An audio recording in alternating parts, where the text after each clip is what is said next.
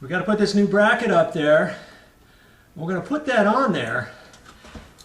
And the reason why their screws were stuck out is because there's wood up here. This is a pancake box. It's only about a 1/2 inch deep.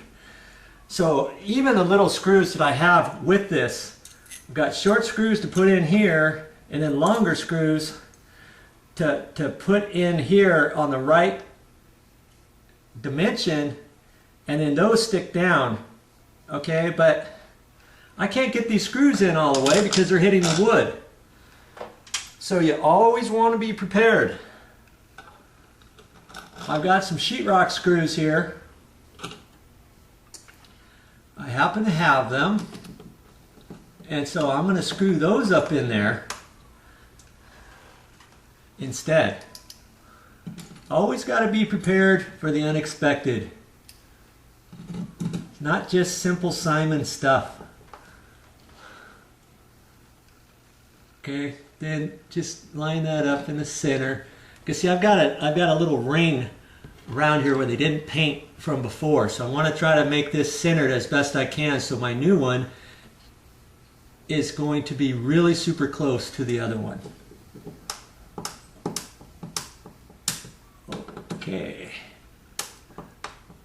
There we go.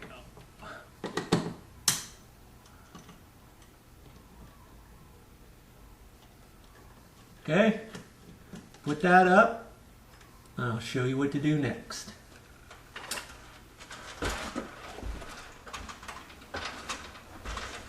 Now that you got the mounting bracket screwed up in there, there's some little threaded screw holes in there where you put the long screws that come with the light fixture, and these will mount the actual light up to this box.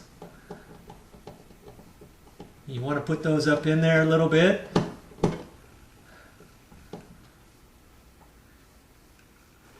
And then we're going to hook up the wires first and then slide that up in there. Not very hard, is it? Once you have that, you gotta unravel these wires on the back side of this. Usually the ground wire is stranded wire, so take that and twist it together so it's one piece of wire, okay? And you got a black wire and a white wire. We're simply going to connect the black to the black and the white to the white. Now sometimes these are stranded wires, but this time these are not. Okay, so first off, I got a little bit of copper wire showing here, and up here my copper that's exposed away from the black rubber gasket is sticking way out too far.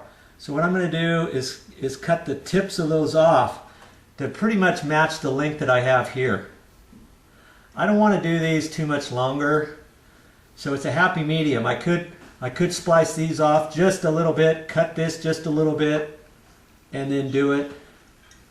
But if I were to do this way, I could have a possibility of some of the copper showing after I put the wire nut up, because sometimes if the wire nuts are real small, they might not cover all this copper exposed wire. Okay, so you want to make sure that doesn't happen. So each project is different, so you're going to have to look at your wires and check it out and make a decision. But at least, hopefully, me explaining this makes a little more sense.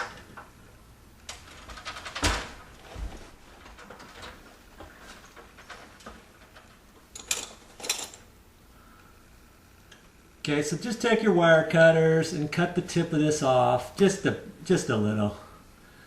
Okay, those two are about the same length as the ones that I'm going to put in from the light itself.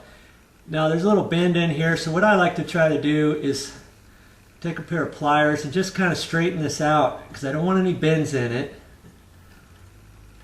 That nice and flat. And the ground wire had just a little tip to it. Okay. Now I'm ready to hook up my wires.